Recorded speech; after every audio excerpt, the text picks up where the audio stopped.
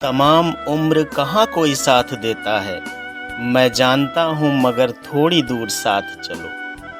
खून के रिश्ते तोड़ गया तू, आँख में आंसू छोड़ गया तू। जी हाँ, संगीत जगत के दिग्गज और पद्मश्री विजेता पंकज उधास जी ने 26 फरवरी को आखिरी सांस ली।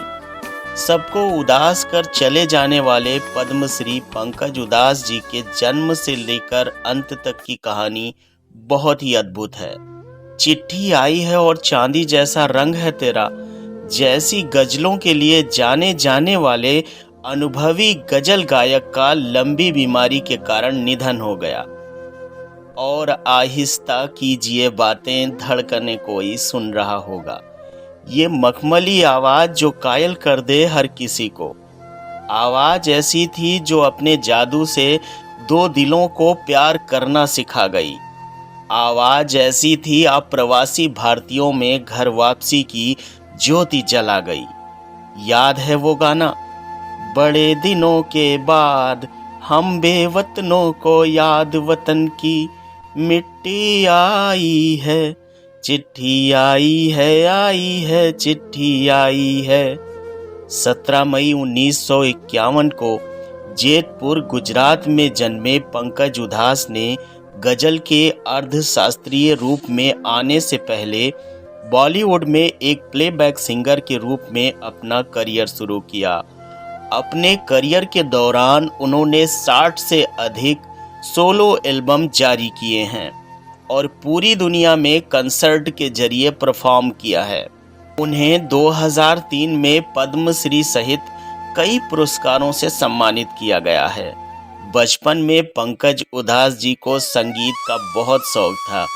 उन्होंने शास्त्रीय संगीत में प्रशिक्षण लिया, पहले अपने बड़े भाई कांतिलाल उधास जी से, फिर उस्ताद गुलाम मुस्तफ़ा खान जी से।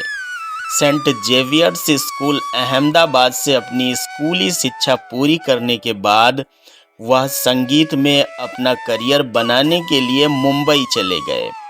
याद होगा आपको वो गीत, मोहे आई न जग से लाज, मैं इतना जोर से नाची आज कि घुंघरू टूट गए।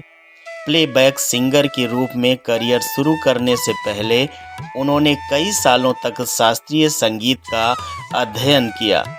उनके बड़े भाई मनहर उदास पहले से ही बॉलीवुड में एक सफल प्लेबैक सिंगर थे, जिससे पंकज जी के लिए संगीत की दुनिया में कदम रखने में काफ़ी मदद मिली।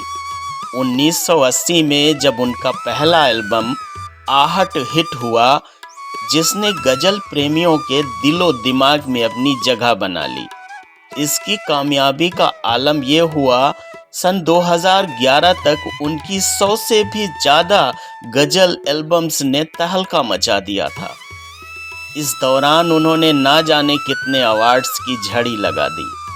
चांदी जैसा रंग है तेरा, सोने जैसे बाल, एक तू ही धनवान है गोरी, बाकी सब कंगाल।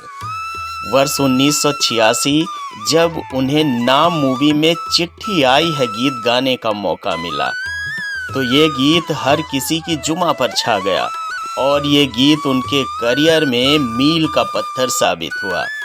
याद है फिल्म मोहरा का वो गाना जो आज भी जोर शोर से बजता है, ना कजरे की धार, ना मोतियों के हार, ना कोई किया श्रृंगार, फिर भी कितनी सुंदर हो। हर जुमा पर जैसे रट सा गया हो ये गाना।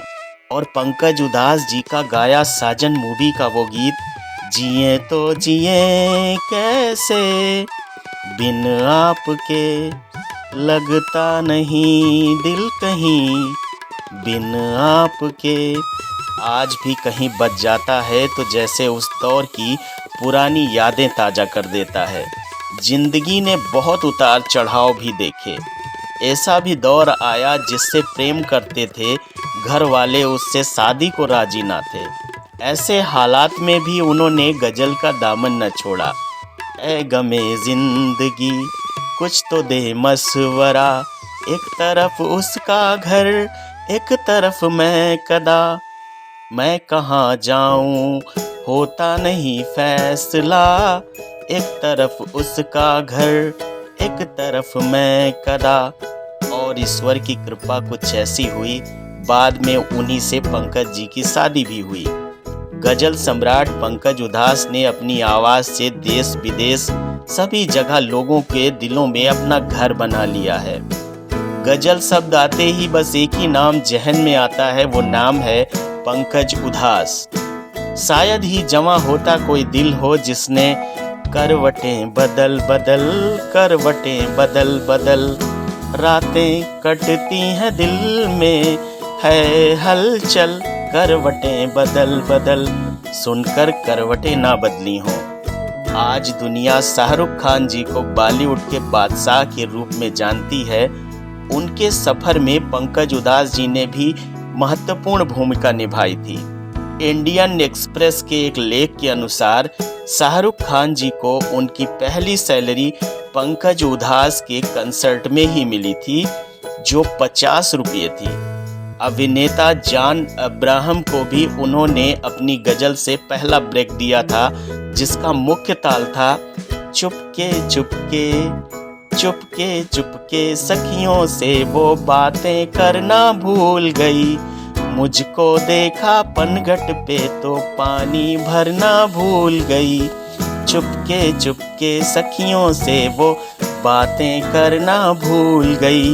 आप भूले ना होंगे वो वाला गीत, छम छम करते कहते हैं ये पायलिया के बोल, घूंघट को मत खोल की गोरी घूंघट है अनमोल।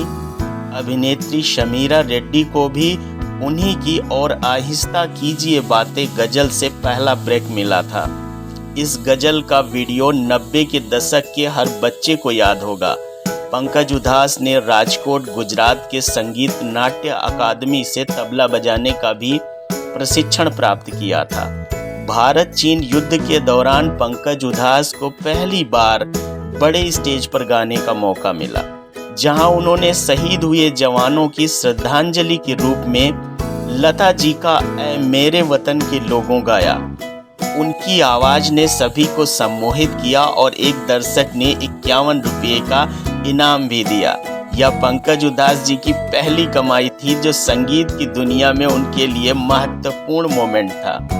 निकलो न बेनकाब जमाना खराब है, और उस पे ये सबाब जमाना खराब है। यह बेहद और फिल्मी बात है कि पंकज उधास जी की लव स्टोरी भी उतनी ही दिलचस्प है। 70 के दशक की बात है, उन्होंने अपने पड़ोसी फरीदा को देखा और उनसे मुलाकात हुई। पहली नज़र में दोनों को एक दूसरे से प्यार हो गया। फरीदा जी एयर होस्टेस थीं, और जबकि पंकज उधास जी ग्रेजुएशन की पढ़ाई कर रहे थे। दोनों एक दूसरे के प्रेम में डूबे और अपने परिवारों की सहमति से शादी करने की इच्छा जाहिर की, भले ही उनके धर्म अलग थे। जब पंकज के परिवार वाले मान गए तो फरीदा के परिवार वालों को मनाने में काफ़ी मेहनत लगी। 1982 में दोनों ने अपने परिवारजनों को राजी करके शादी की। 26 फरवरी 2024 को लंबी बीमारी के कारण 72 वर्ष की आयु में पंकज उधास जी का निधन हो गया। पंकज उधास जी आज भले ही अब इस दुनिया में नहीं है, लेकिन अपनी बेहतरीन गायकी के लिए उनका नाम सदैव इस जगत में अमर रहेगा। वह हमेशा गजल गायकों की सूची में याद किए जाएंगे। मेरी ओर से उन्हें भावपूर्ण श्रद्धांजलि। ईश्वर इस सितारे को अपने चरणों में उच्च जगह दे।